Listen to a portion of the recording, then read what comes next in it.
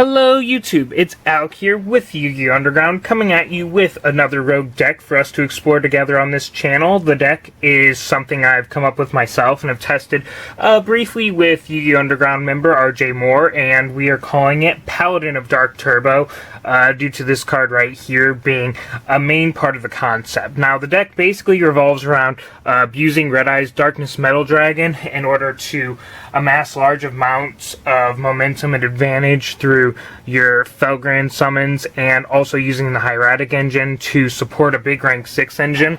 So, since a lot of these cards aren't really seen in a lot of play, I will explain them and the synergies. So, let's get started. First, we have our two Paladin of Dark Dragon. What this card lets us do is you have to summon it with the Dark Dragon ritual, but once you do, you contribute it to summon any Red Eyes monster from the deck, and our Red Eyes monster of choice is typically going to be Red Eyes Darkness Metal Dragon.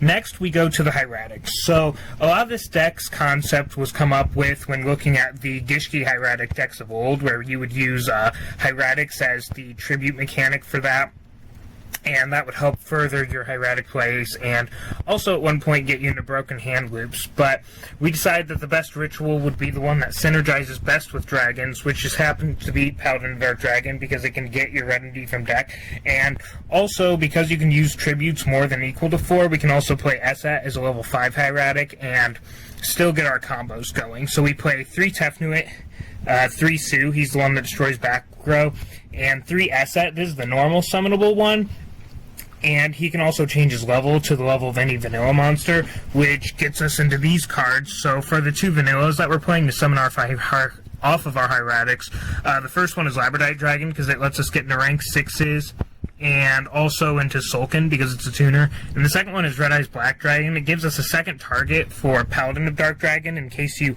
open with your Red MD, and also lets you make rank 7 plays with a Set and Archbrave Dragon, and that's pretty neat.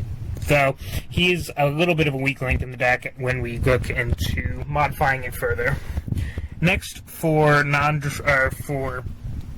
supporting this lineup, we have 1 Farfa of the Burning Abyss. It just lets us play more offensively with our Beatrice play, which is fairly important in this deck.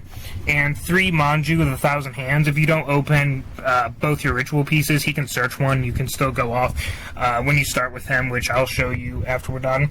And 1 Archbrave Dragon and 1 Felgrand. I've tried 2 of this and 1 of this, but ultimately drawing them is so bad that you want to play as minimum of them as possible, because the only discard outlets you have are your Twin Twisters and your Ritual spell, which you would much prefer to tribute a Hieratic with, which is another problem that will have to be looked into if we continue to test this deck further. For spells, we have 3 Seal of Convocation, 3 Preparation of Rites. Preparation of Rites is basically how this whole deck idea started, because it lets you search a Paladin of Dark Dragon and its Ritual spell, which just sets your entire deck off. And 2 Dark Dragon Ritual, it summons Paladin of Dark Dragon, and furthermore you can banish it from the graveyard to search a Red Eye spell. 2 Twin Twisters to get those clunky dragons out of your hand, as well as clear back row, because you still have access to some Hieratic OTKs if you can get a clean shot in. Next, we have 2 Return of the Dragon Lords. It only has 2 targets in this deck, but mostly it's in here to, 1, grind by getting Felgrand back, but 2, you can also send it to deck to grave with Beatrice in order to protect your dragons, and because of the way it activates, you can kind of hold off to the last minute with it, which is cool and just gives you that extra layer of protection. Even on your opponent's turn. Next, 2 Dragon Shrines, just so that you can use your Beatrice effect for more offensive things like Gospel and Farfa instead of wasting time on Felgrand. Furthermore, it gets Red Eyes out of your deck, and Red Eyes Black Dragon, unless you need it for a fairly niche play, doesn't really come up too much. 1 Skill Charge, because it just helps you win when you can bring back a bunch of dragons and make a couple level rank 6s and 7s to get yourself way ahead. 3 Call the Haunted, because it's how you play on your opponent's turn. You can basically set up your Felgrand dragons and then interfere with their plays with them. And 2 Red Eye Spirit. This could be cut to 1. It's kind of a Curse mentality. The only reason we play it is because it lets us recur Red MD and gives us some longevity while being searchable by the Dark Dragon Ritual, and it's really the only playable Red Eye spell or trap, and it gives you an element of longevity that the deck wouldn't have without it. Next for the extra decks, we have 2 Beatrice. She's kind of the main engine of the deck. You can send Archbrave during your turn and then Felgrand during your opponent's draw phase in order to set Felgrand off and disrupt their plays that way. Additionally, you can send Farfa just like your real BA player in order to disrupt their plays.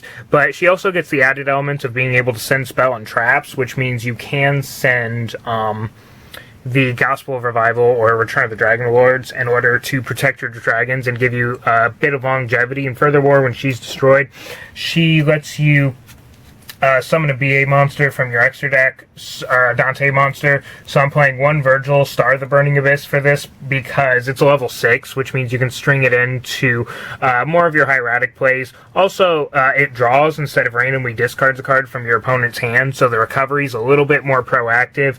And on the off chance that you draw Farfa, you can use that effect.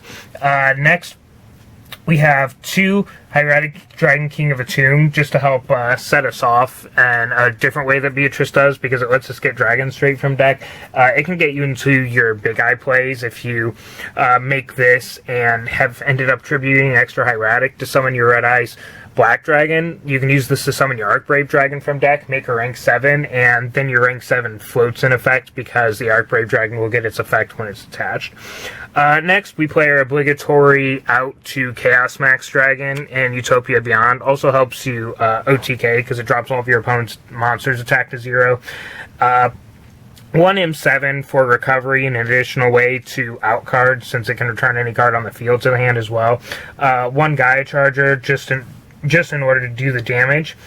For rank 7s, we play 2. We just play Draco Sack. It's really good against Demise decks because it helps you grind through those back rows. And Big Eye, because taking control of monsters is really good. And we only play 1 rank 4. It's Queen Dragon Gen. You can string it in your plays that I'll show you once we're done here. 1 Sulkin, 1 Crystal Wing because the Dark Vanilla is a tuner. And this is just an obligatory target. You can play whatever you want here for Sulkin targets. I'm testing this in the Pendulum matchup, but I played other things. And 1 Leo because the Labradite Dragon in a level 4 makes it. And it gets actually 3100 is fairly big this format. In a format full of 3000 beaters, it's like just big enough to matter. And for side deck ideas, I haven't completed this because obviously I'm waiting for the ban list to change before I take this out to a tournament. Drago's really good. You can summon it from deck with a tomb. And I like the idea of siding some Kaijus in here because you can send Interrupted Kaiju Slumber from deck to grave with Beatrice and then just have access to 1, and that's kind of neat. So let's look into some plays that the deck might do. So the play that got me putting this deck together, what started it all, is if you end up with a hand that just has Tefnuit and pre-preparation of rights, you can actually get pretty far. So what you do is you play pre-prep, you search your Dark Dragon Ritual and your Paladin of Dark Dragon. Then, by playing your Paladin of Dark Dragon Ritual and tributing your Hieratic, you can summon the Paladin of Dark Dragon. At which point, because it was tributed, Tefnuit triggers and gets you your vanilla at 0/0, so we'll get our Labradite Dragon from deck.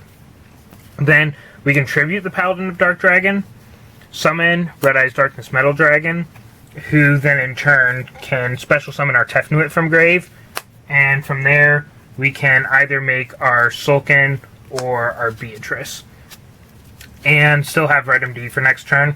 Then on our next turn, we can banish the ritual spell out of our graveyard to search the trap card, Red Eye Spirit. That gives us an additional set for Sulkin, and it also gives us some longevity because we can bring this back and in order to start more plays, which is particularly useful if your Beatrice has like sent Felgrand to grave per se. Red Eyes can just really become a powerhouse. Our next variation of the combo is one in which we opened, instead of pre-preparation of rights, we still have our Hieratic, we have any one of the ritual pieces, it doesn't matter if it's a spell or a monster, and we open our Manju. The way we can get started this way is we normal summon Manju, and we search our missing piece. Then like before, we play the ritual to summon Paladin of Dark Dragon, get our vanilla, tribute our Paladin of Dark Dragon, to summon Rise Darkness Metal Dragon from deck. Now, this is where things get different. We use Red Eyes effect, but instead of getting the Tefnuit, we get our Paladin of Dark Dragon back because it was properly ritual summoned. Then we can overlay our Paladin of Dark Dragon and our Manju into the Queen Dragon Djinn. Then the Queen Dragon Djinn can use its effect to bring back our Tefnuit. And now we have the same board as before, but we have an additional layer of protection with Queen Dragon Djinn, which also puts in a little bit of added pressure on your opponent, because on your next turn, now you have 2 special summons instead of 1. And it also ends the combo in a way which you don't have, you know, just an extra Manju lying around on the board. And then from here you have pretty strong position, because you can have the option to set your Felgrand plays up for next turn, and because Beatrice is during either player's turn, you actually get a lot of utility in order to, like, on your turn set up, but on your opponent's turn as needed, you can send Return of the Dragon Lords to get protection for your dragons, or Farfa to disrupt your opponent's plays. And then on the following turn, you always get that pesky Dark Dragon Ritual Search for your Red Eye Spirit, which does give you an element of grind games that Hieratics didn't have. Obviously, the deck isn't perfect science, but I do think that the plays are cool, and it does have openings to your standard Hieratic plays where you can summon a Hieratic, tribute it for Sue, use Sue to pop a back row, with another Hieratic in hand, and then you'll end up with all of your with both your vanillas on board, and then you can overlay for your Tomb, and then use your Tomb to fetch your Archbrave Dragon, and then your Archbrave Dragon into your Red Eyes Black Dragon will make you a Big Eye or a Draco Sack, whatever you need to clear the board, and then your Tomb also just applies some more added pressure on your next turn, because it means you can get a dragon straight from your deck in order to continue going into your rank 4 or 6 plays.